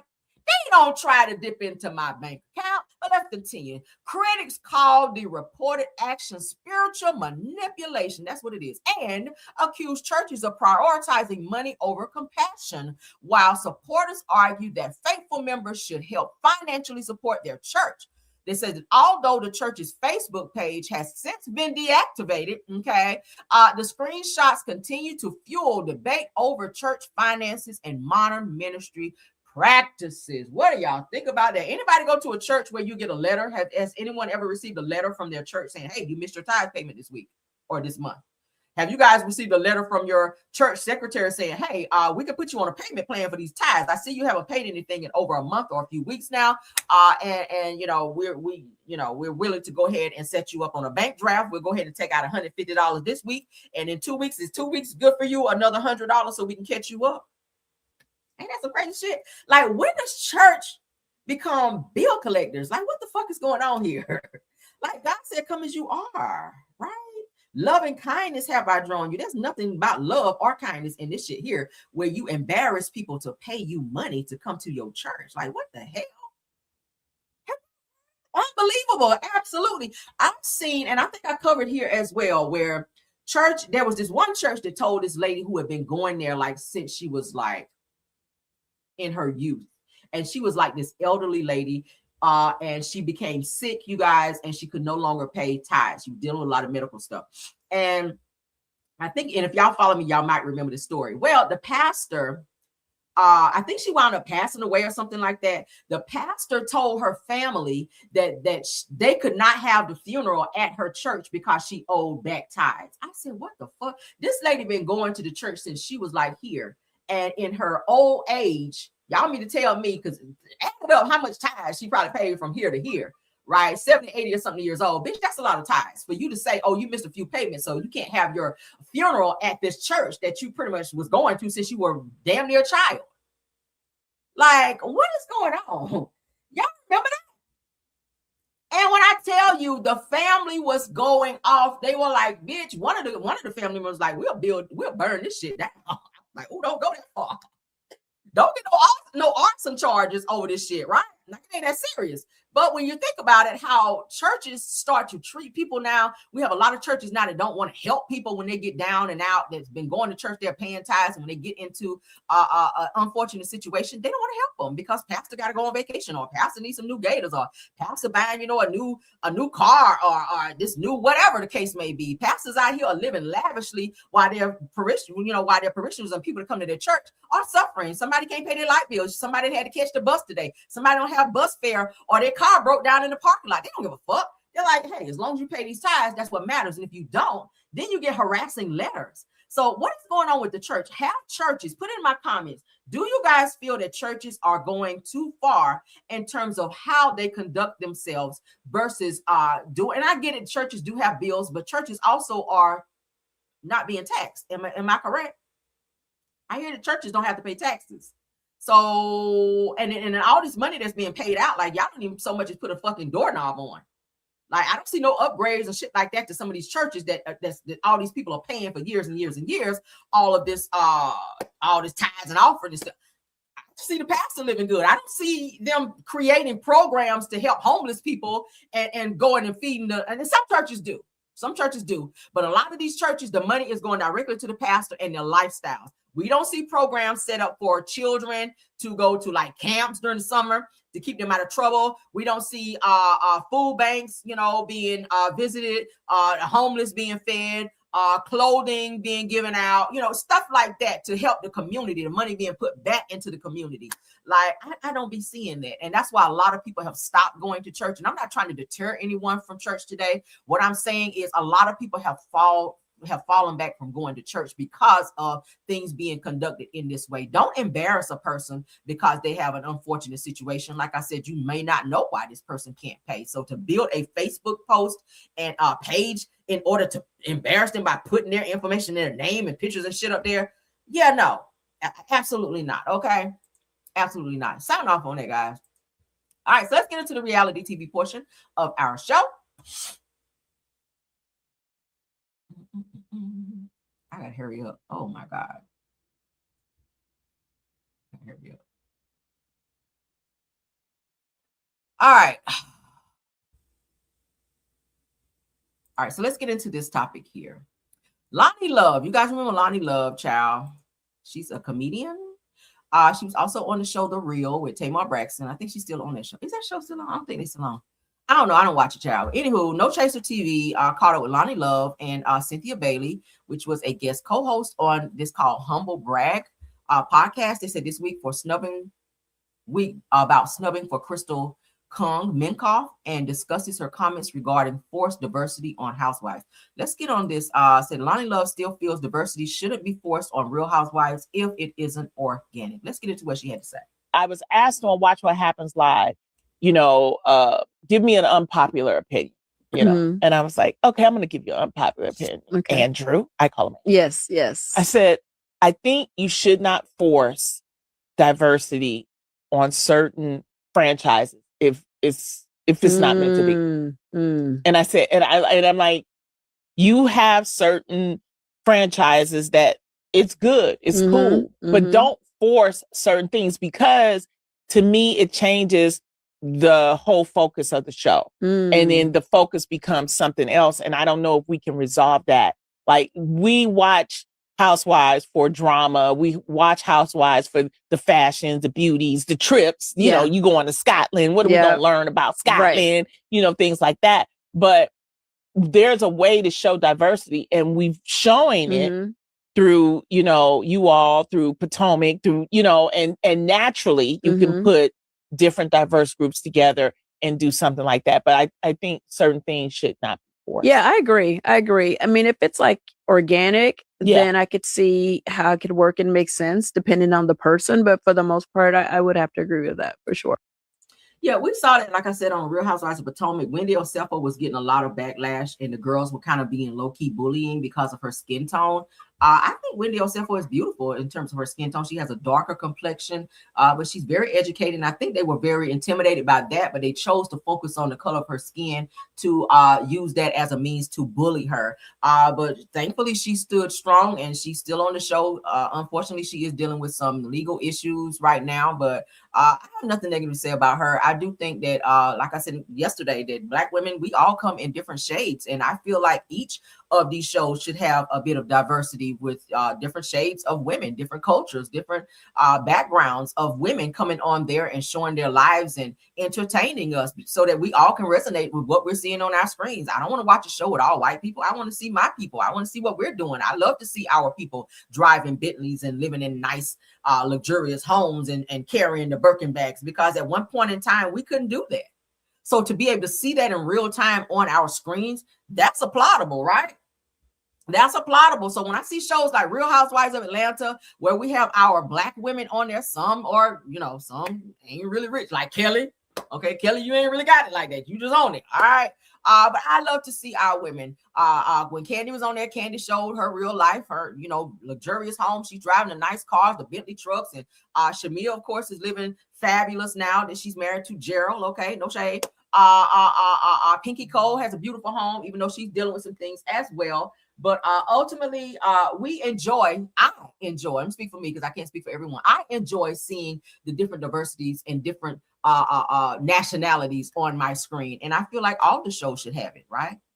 They ran off Garcelle Beauvoir, Fancy, from the Jamie Foxx show, from the show she was on. Boys of Beverly Hills, Real Housewives of Beverly Hills. She got into it with them. She said she has no desire to come back because they gave her hell on the show. Could it be because she was Black or because of the color of her skin? Who knows? But ultimately, she stepped away from the platform, and now we really don't have, from what I know, any Black women on there. Well, Beverly Hills, we do. What's the lady where her son passed away? I think she's on there. But anyway, no, she's Salt Lake City. My bad, Salt Lake City. And I don't even watch Beverly Hills. And I watched probably one episode of Real Housewives of Salt Lake City. Okay. Where the lady had her son just passed away not too long ago. Well, I can't remember her name. I don't know. But what do y'all think about that? I agree with Lonnie. I do think that there should, these shows should definitely show more diversity on their platform, so that, everybody can be celebrated, not just, Caucasians, not just Mexicans, not just Latinos, like all of us. Okay. Because everybody out here moving and shaking and doing some shit. All right, moving on. All right, so as we know, Kiki has been celebrated. We're going to talk about her. Rest in peace to Kiki. We're going to hit this and quit it because I don't want to be on it too long. All right, I did run across a post that was brought to my attention, okay? Her sister cousin, that she calls herself, 6 hours ago, Tisha posted, "Death is so weird, like," she said, "that you just gone forever. Where you at? Come back." So it was brought to my attention. Maybe she was talking about Kiki, because y'all know this is around the time that Kiki has been celebrated. I just showed you guys the other day where Marceau did swing by. I think it was 4th of July, where he did swing by and get Kiki's daughters to visit with his daughters, he and Tisha's daughters, which they are cousins as well, as you guys know, to I guess hang out and kind of be around family. Of course, with them losing their mom, Kiki, she's no longer with us. Again, rest in peace to her. There was a lot of people that was affected by it. I'm still shocked. I ain't gonna hold you. I'm still shocked that Kiki is not here. When people still say to this day, rest in peace to Kiki, I'm sitting there like, damn, that shit is weird as fuck. It is weird. It's weird that this person is not here, under circumstances. But she do have children. Her kids do watch social media. They see all of this stuff. They have seen the show, and a lot of the unfortunate things that were said on the show didn't sit well with me. Do I wish to regurgitate all of it? No, but when a person say that you are dead to me, that shit just kind of sticks. I don't think and I have family members that I'm not cool with.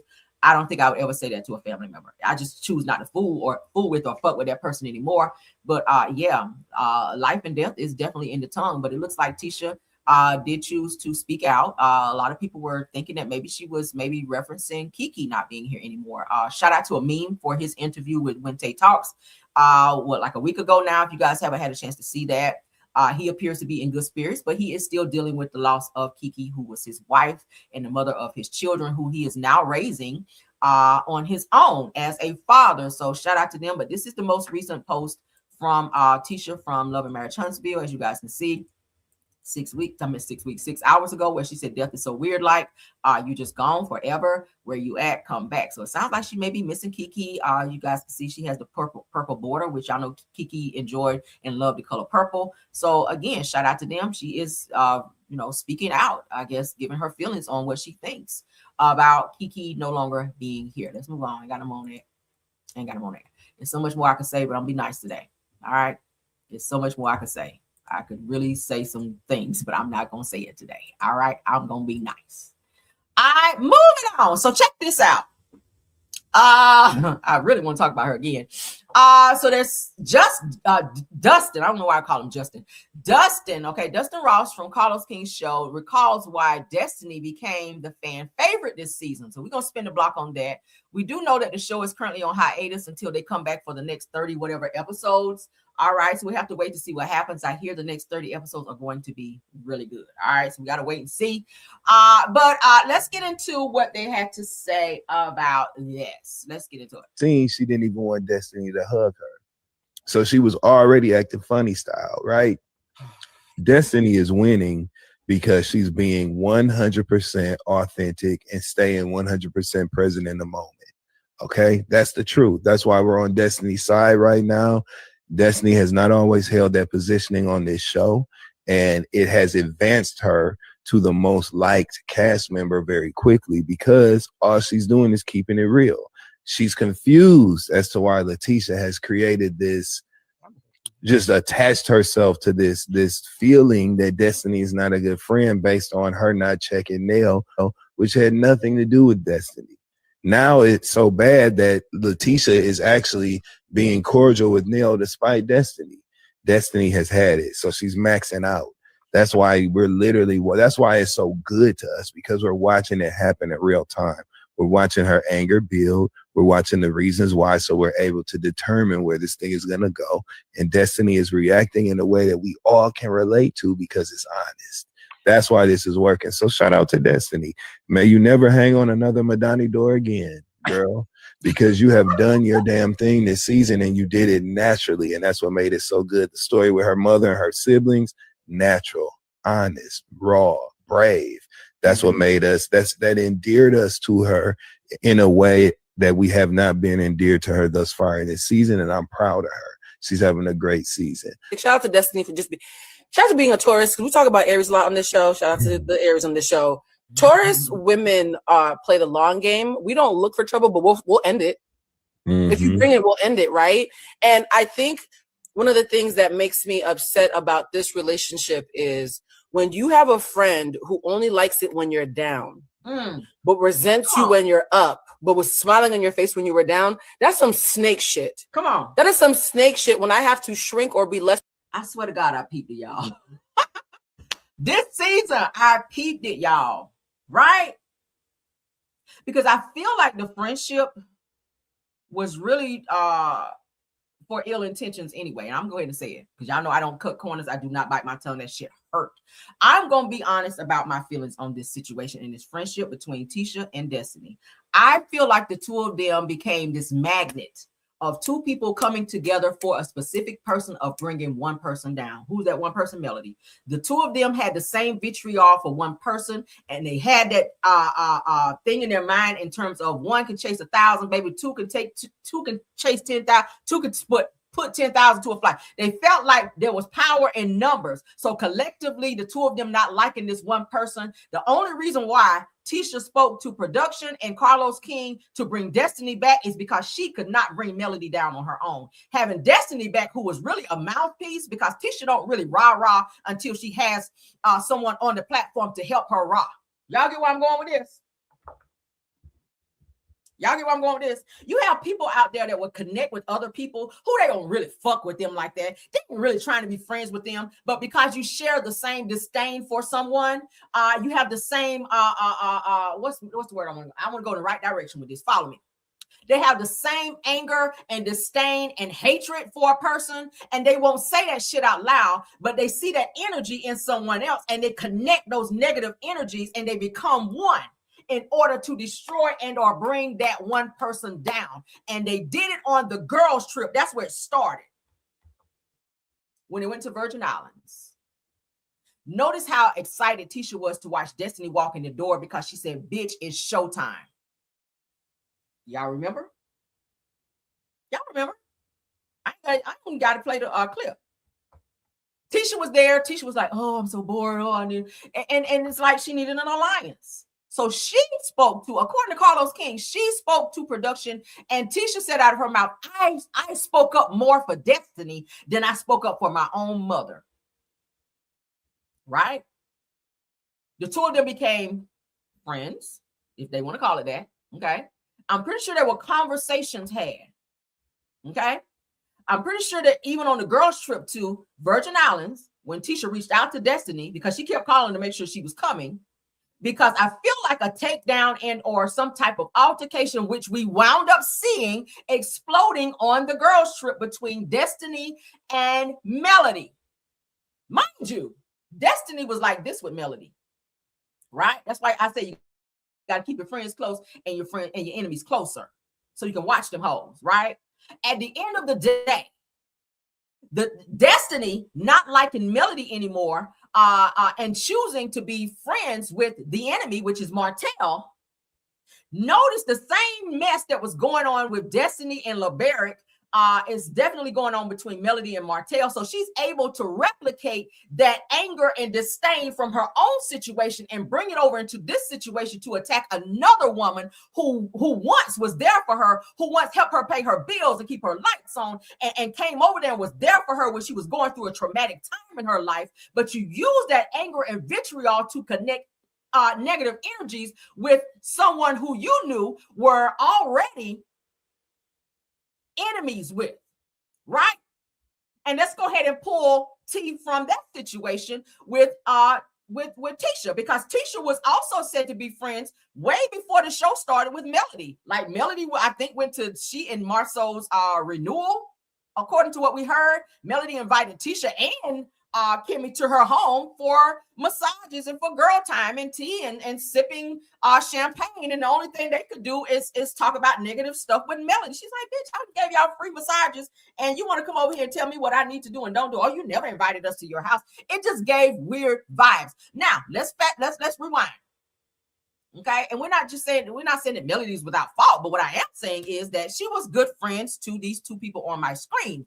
But it's weird that the connection and the way they became fast friends in an effort to bring this person down. And now that Melody is not on the show anymore, it's like now we got to find someone else to connect this energy to, which now is Nail. Tisha didn't fuck with Nail. She already said, I will never ever be friends with Nail Flesher. I will never fuck with her, like never ever. She even went as far as getting her mama to confront her and go off on her, right? Even Kimmy jumped in it and said, Nail, I'll throw you in the pool on behalf of Tisha, who went and repeated something that had nothing to do with her in reference to Nail's son getting another person pregnant. That had nothing to do with her, but you repeated it and went back and told Destiny in an effort to start some friction in the girl group. Now, Tisha was friends with Melody. Tisha was cool with Melody. Tisha had conversations with Melody. We played the other day where she sat down in a cafe and said, hey, if you know something about my husband, let me know. There was also another conversation that was had where she reached out to Melody. Melody said this herself, that Tisha reached out to her. She would never display what the conversation was, but she did beg Melody not to repeat it because she did not want it to get out. So that lets me know that you guys were good in order to have that type of banter and or conversation for you to give her some type of personal information about what you may have been going through at the time and not want it to be repeated. And she kept said secret here. So the vitriol and anger that you have for this person who kept your secrets, that's a dangerous situation. When you talk to a person about your secrets, who have been there for you, who have also helped pay your bills, because I hear that the Scotts were driving Melody and Martell's cars prior to them coming on the show. They didn't have working vehicles. They didn't have a place to really stay because they were staying in Melody's townhome, which is where they filmed seasons 1 through 2. Even Marcel says, I'm not going to thank them anymore for that. I've already thanked them. Right?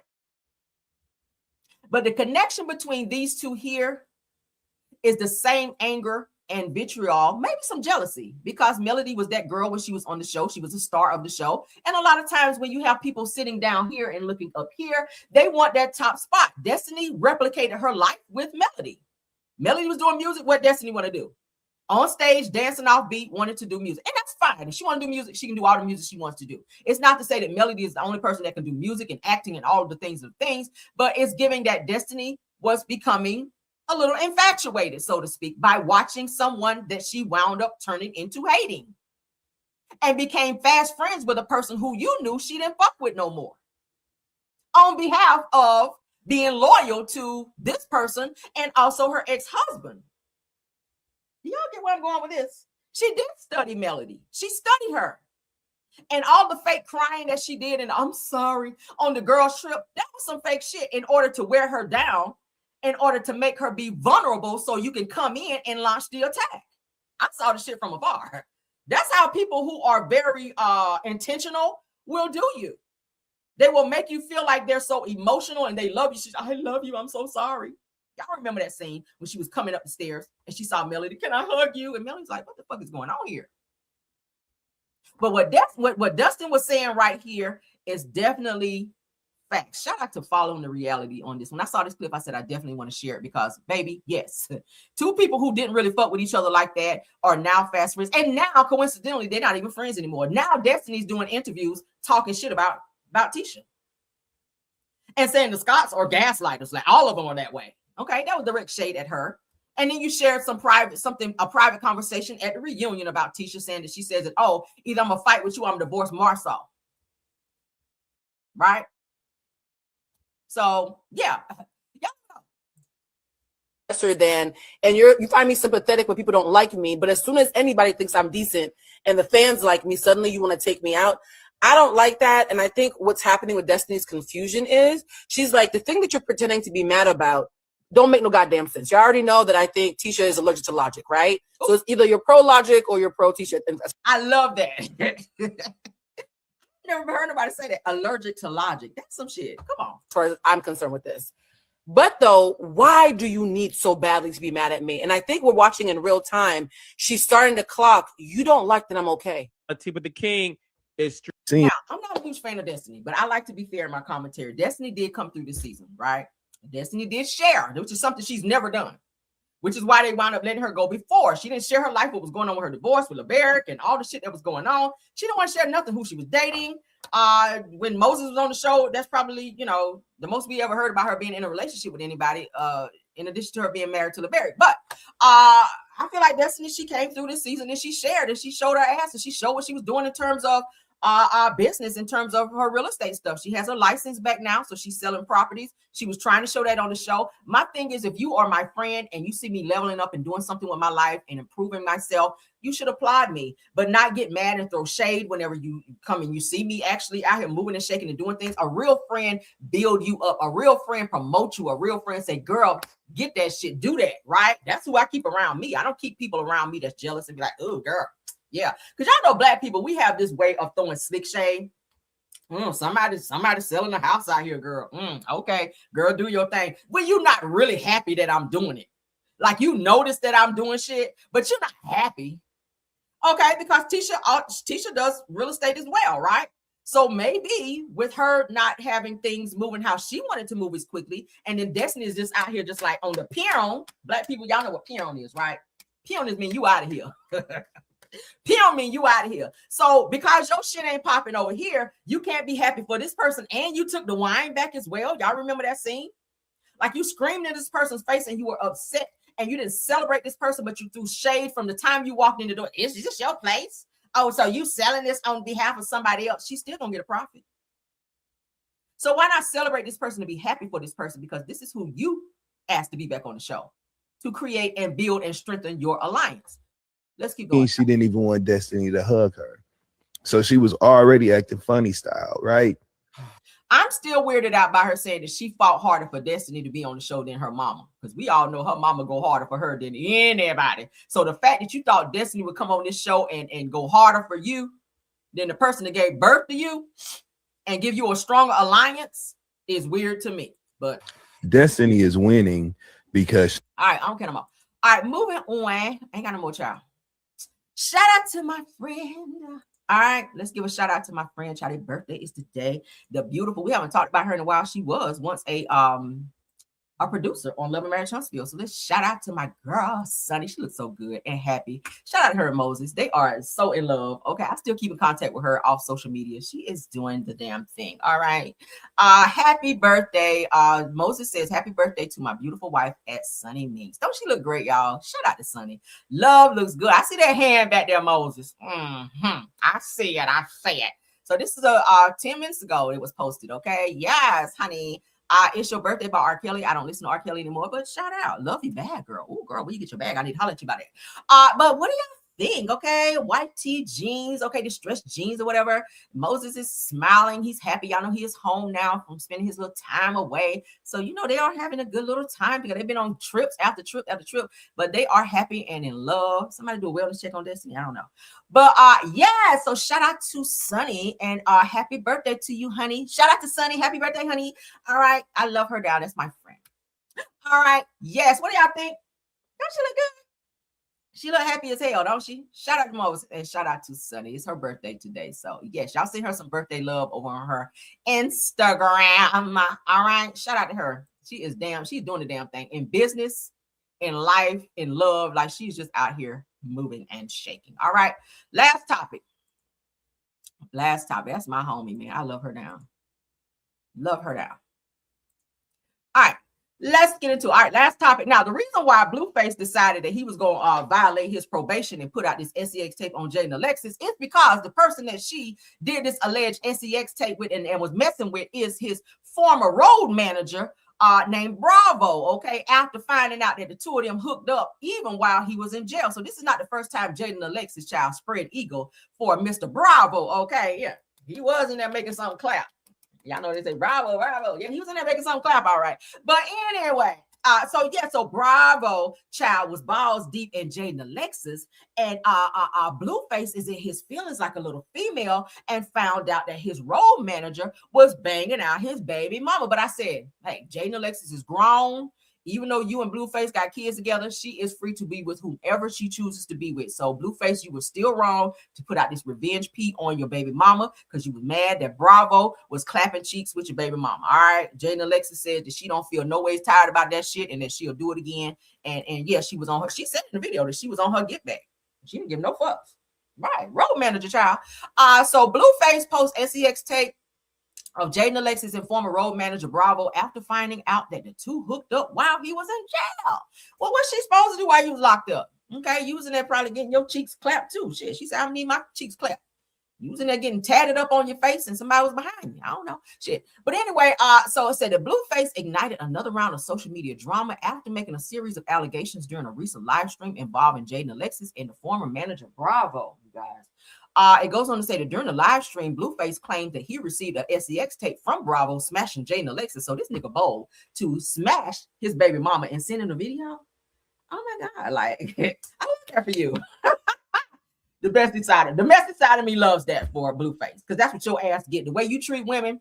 Shout out to Jaden Alexis for getting your ass cheeks slammed over there, girl. I ain't mad. All right, and get your face mushed in the pillow like that. Or was that me? Oh no. But anyway.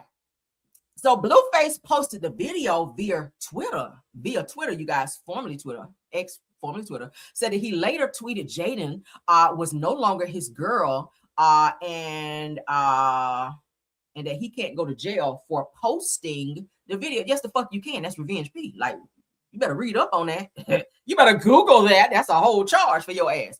TV and video equipment said that Jaden previously revealed that she learned that Blueface had been involved with her friend Sade, honey, who's Bravo's baby mama. So it's the switch of the baby mamas is what it's given. So Bravo messed with Jaden Alexis, which is Blueface's baby mama. So on the get back of Blueface messing with Bravo's baby mama. So now Bravo, who is the road manager of Blueface, to mess with Jaden Alexis. Y'all nasty. That's too many juices being shared. All y'all need to go to the clinic because we all know how Blueface get down. Like, he got 2 babies on the way as we speak. That means you ain't putting no Jimmy hat on. You out here balls deep, raw and hoes out here. But anywho and anyway, it says, so it looks like Jaden was getting her lick back. Oh, she was doing some licking too. I'm sure she was. She was getting her lick back, and she was probably getting her back licked. But anyway, so what do y'all think? You busting all over your back in there. But what do y'all think about it? Let me know what y'all think. Blueface boy.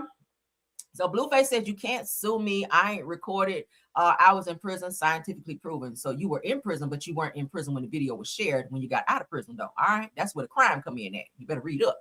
He also goes on to say that you going to treat the hoe like a princess. I'm going to treat her like she's supposed to be treated. Boy, bye. Said that that's not my biatch no more. Glad you know that. Why you all in your feelings, okay? And emotional like Carl Thomas and posting shit on your get back then. Anywho and anyway, that's all I got for y'all today. Thank y'all for joining. Y'all know I'm be raw with it, right? Thank y'all for joining, though. That's all I got, okay? Because I got to go, honey. I can't be on here all day. I got to get my work done. Okay. Love you guys down. Y'all sound off. Right. Walking STDs, child. Walking contradictions. Walking contradictions. Just nasty as hell. Y'all all need to go get checked out. Not y'all in my check. But Jaden Alexis, Bravo, whoever this baby mama is who was sleeping with Blueface, okay? Sorry, not sorry. But thank y'all for a wonderful, wonderful show. I had a good time. I hope y'all did as well. I hope y'all enjoyed all the topics and or tea we talked about, y'all. Yes, honey. And Blueface, you might want to be checking out them charges.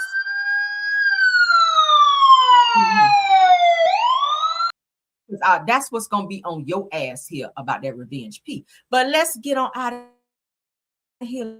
Love you guys down. I hope y'all enjoyed the show. Shout out to my top flight mods, Rose on Stage Truth TV Podcast, and Tiffany Thomas. Thank y'all for doing an awesome job of keeping the mods, keeping the trolling and stuff down. All right. Shout out to my content creators also for being here and supporting the video. Thank you to all of my Karmelians for being here and supporting as well. Please like this video, hype it up.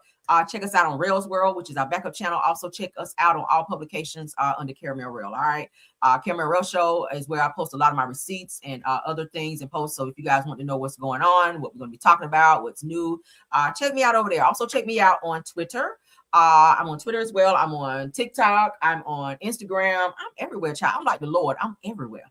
Okay. So check me out. Love you guys down. Until the next one, I will see you guys later. Bye. Happy Tuesday. I feel like I'm losing my mind.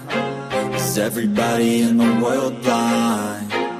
Please, Lord, give me a sign, a sign. I feel like I'm losing my mind. Is everybody in the world blind? Please, Lord, give me a sign, a sign. I wanna be the greatest. Everybody on the fake shit. I look around and feel like everybody is the fakest. I make this every day and I'm impatient, hoping one day I blow up from the basement. Statement, the top is so vacant. I don't hear shit that I think is amazing. Waiting for my day when I'm playing sold out shows for 1,000 faces. Hey, give me that crown, get in my way and to be put down. It ain't your place, all this my town. If I want that shit, then I'll get it right now. I'm losing it, the noose it fits. I'm losing shit, a stupid myth. You choose to live or choose to dip. You choose to fight or lose your grip and lose a gift. I feel like I'm losing my mind. Is everybody in the world blind? Please, Lord, give me a sign, a sign. I feel like I'm losing my mind. Is everybody in the world blind? Please, Lord, give me a sign, a sign. Yeah. no mercy in this world, just hunger-thirsty persons in different versions. Each new update, that shit worsens. Why? Pull back the curtain and you'll see the different vermin. We all have different burdens that all seem to cause disturbance. Yo, so do me a favor, don't treat me like a neighbor. Don't need the different flavors of your problems just to savor. I've got my own issues, I need a comb to get through. Don't need to groan with you, just go get your own tissue. I feel like I'm losing my mind.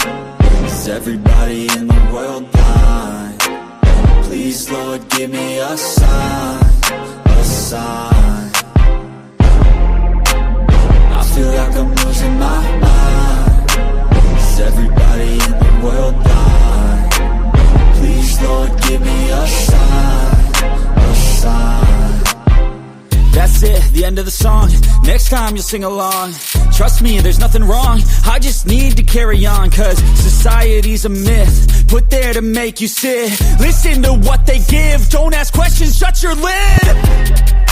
Yeah, don't ask questions, shut your lid. I need to run away from this and go get off the grid. Feel like my brain is overloaded, man, I'm losing it. Don't let them tell you what to do, man, they don't know shit.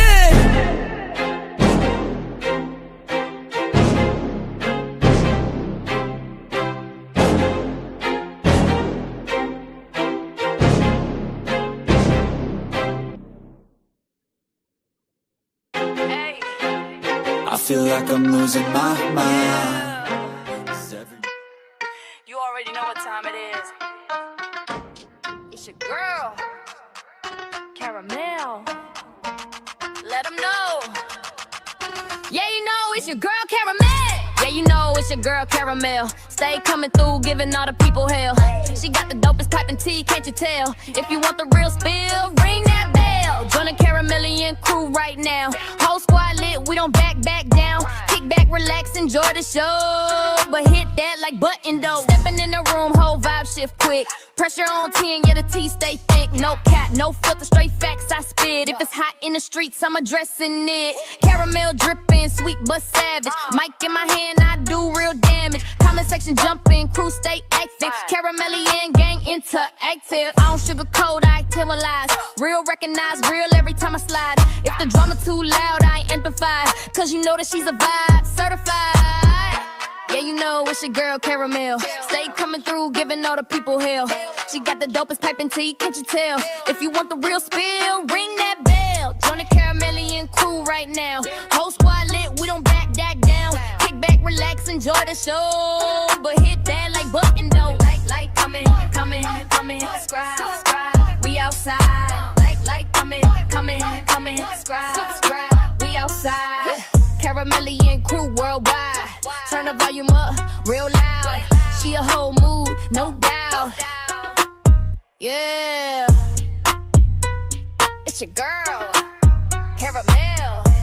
Stay vibing, stay subscribed. Let them know.